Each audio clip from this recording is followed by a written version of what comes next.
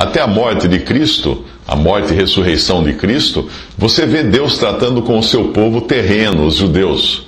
A partir daí, nós temos a igreja, um novo povo, escolhido até mesmo antes dos judeus, nos desígnios de Deus, antes mesmo da fundação do mundo. É na doutrina dos apóstolos, que está nas epístolas, que nós vamos encontrar aquilo que é para esse povo, para a igreja. Eu vi que a sua dificuldade está com o sábado ou sabate judeu, por acreditar que o cristão deveria guardar o sábado, assim como faziam os israelitas. Você disse pertencer a uma denominação que guarda o sábado, mas não disse qual. Antes de continuar, eu quero alertá-lo de que se você pertence à religião adventista, está colocando a sua confiança em algo cujas bases, cujos fundamentos não são dignos de crédito por terem sido estabelecidos em desobediência à palavra de Deus. Como? Eu vou explicar. O Adventismo tem as suas bases no movimento criado por William Miller, que tinha o péssimo hábito de marcar a data da volta de Cristo. Mais tarde, o movimento adotou uma profetisa chamada Ellen White, que alegava ter visões e receber revelações.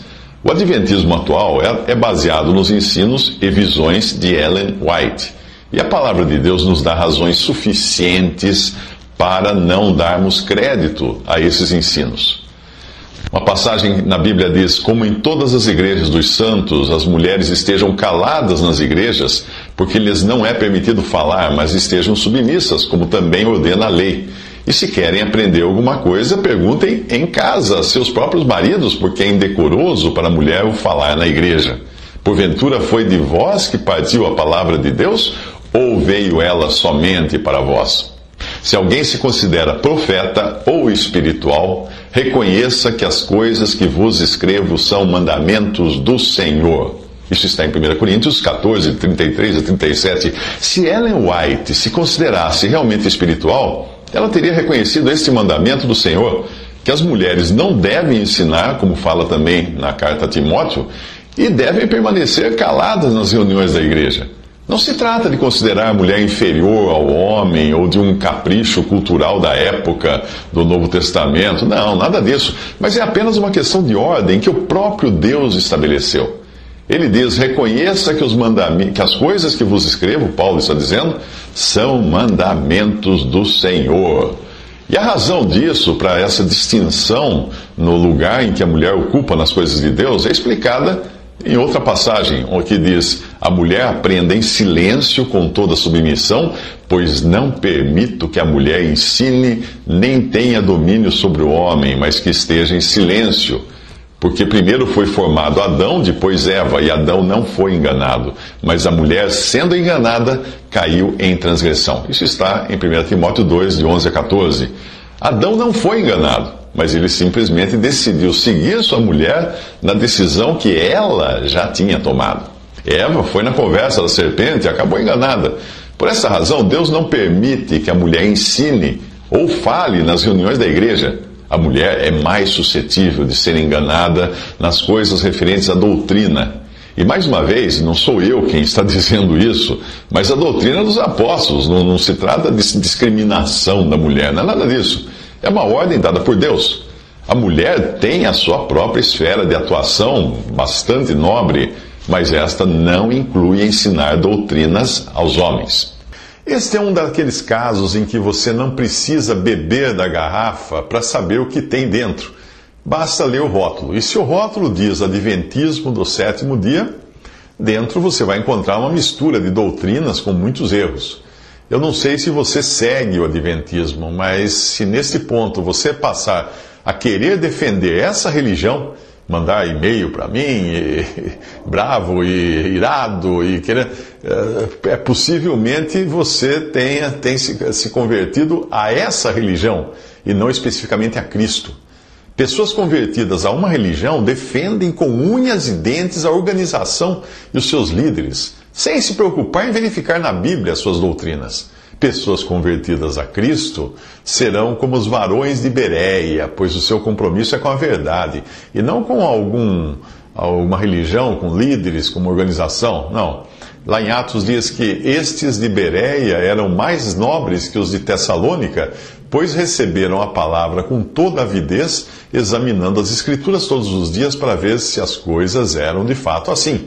Atos 17, 11. Entenda que os meus comentários não são sobre as pessoas que seguem essa religião adventista, mas contra as doutrinas. Em suas fileiras de membros dessa religião podem existir muitos salvos, porém serão aqueles que depositaram sua fé não naquele sistema religioso e nas suas doutrinas, mas apenas em Cristo como Salvador, reconhecendo-se incapazes de guardar a lei de Moisés, que servia apenas para acusar o pecador, nunca para salvá-lo. A palavra de Deus diz: "E o mandamento que me fora para a vida, verifiquei que este mesmo me tornou para a morte. Porque bem sabemos que a lei é espiritual, eu, todavia, sou carnal, vendido à escravidão do pecado", escreveu Paulo em Romanos 7, versículos 10 ao 14. Muitas das doutrinas professadas no princípio pelos adventistas, baseadas nas visões da sua profetisa, foram depois abandonadas pelos dirigentes mais modernos daquela seita. Você pode pesquisar a história dela. É o caso, por exemplo, da doutrina da porta fechada, que dizia que em 22 de outubro de 1844, a porta da salvação havia se fechado para todos, exceto, obviamente, para os adventistas, não é? Das doutrinas que eles preservaram, estão totalmente erradas ainda. Está, por exemplo, a salvação pela guarda da lei, o sono da alma, a inconsciência dos que morrem até que chegue o dia do juízo, a aniquilação total dos ímpios, e segundo o adventismo, não há condenação eterna e os ímpios simplesmente deixarão de existir. Mas, sem dúvida, a maior blasfêmia que eles poderiam produzir é a de que Satanás é coautor da salvação. Para eles, o bode emissário de Levítico 16, versículos 22 e 26, seria Satanás. E aí todos os nossos pecados teriam sido carregados pelo diabo, não pelo Senhor Jesus na cruz, para então serem aniquilados juntamente com o diabo. Olha só. Há algum tempo eu recebi de um irmão com quem me correspondo umas cópias de páginas e livros de Ellen White, as quais eu li e me senti mal com aquelas afirmações daquela pretensa profetisa. Embora reconheça que possam existir, como eu já disse, muitos adventistas salvos, verdadeiros filhos de Deus, e talvez sejam até os mais humildes que não conhecem a doutrina adventista em profundidade, para mim, todos os 53 livros escritos pela Sra. White não inspiram a mínima confiança. Eu espero que me perdoe a sinceridade, mas eu digo isso fundamentado na palavra de Deus. Como eu já expliquei, em 1 Timóteo 2,12, nós encontramos: "Não permito, porém, que a mulher ensine nem use de autoridade sobre o marido." A outra versão fala de autoridade de homem. "Mas que esteja em silêncio. E Adão não foi enganado, mas a mulher, sendo enganada, caiu em transgressão." Para mim está perfeitamente claro que Deus não permite que a mulher ensine, pois ela é mais frágil. 1 Pedro 3,7 fala isso. E ela, assim, torna-se presa fácil de Satanás, como aconteceu com Eva no Jardim do Éden. Adão não foi enganado lá no Jardim do Éden, não. A própria passagem diz: Adão não foi enganado, porque ele sabia perfeitamente o que estava fazendo, mas Eva foi iludida pelo diabo. Sendo assim, nós temos que ter cuidado com algum ensino doutrinário proveniente do ensino de uma mulher, porque ele poderá estar mesclado com engano. Esta não é uma afirmação machista ou antifeminista, hein? Como alguns poderiam querer taxá-la, mas é simplesmente o que Deus diz na sua palavra, e nós devemos estar prontos a acatar a palavra de Deus, a menos que nós, obviamente, não façamos parte da família de Deus.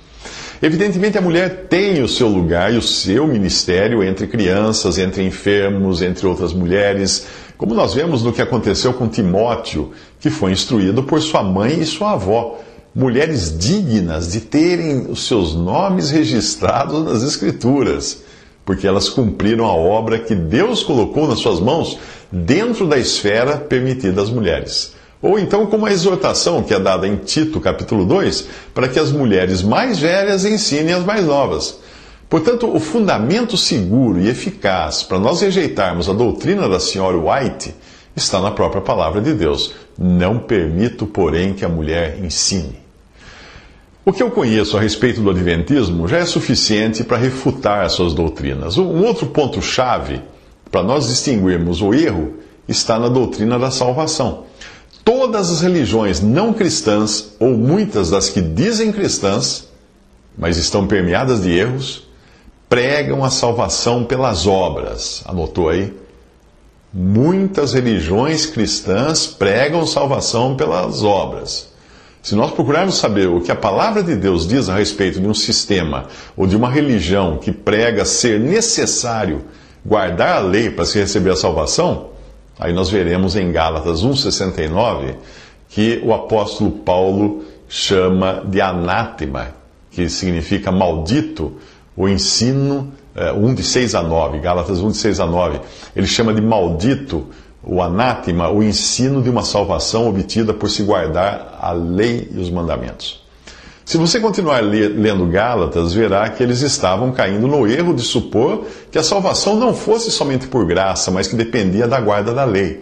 E o adventismo do sétimo dia, apesar de ter em seu seio muitas pessoas sinceras, traz uma doutrina maligna, o anátema, porque ensina que a salvação deve ser auxiliada por meio das obras, especialmente pela guarda do sábado.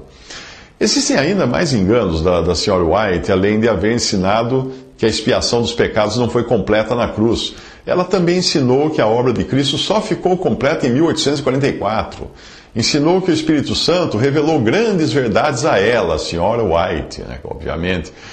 Ensinou que a Bíblia tem muitos erros. Ensinou que os livros dela são inspirados e que só os adventistas serão salvos, desfrutando do reinado de Cristo sobre a terra.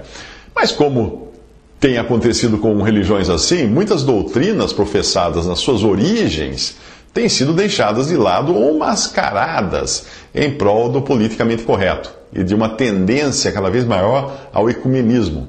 As religiões ditas cristãs têm adotado essa prática, nivelando por baixo as suas doutrinas para elas chegarem a um consenso e irem assim, pouco a pouco, se unindo aqui e ali, porque a vinda do anticristo vai exigir uma cristandade pasteurizada e unida no propósito de seguir o anticristo. Mas antes disso, os verdadeiros salvos, inclusive os que hoje ainda permanecem nesses sistemas, já terão sido arrebatados, pois são os salvos por Cristo e não por alguma organização religiosa. Esses salvos por Cristo é que são a verdadeira igreja que Cristo virá buscar.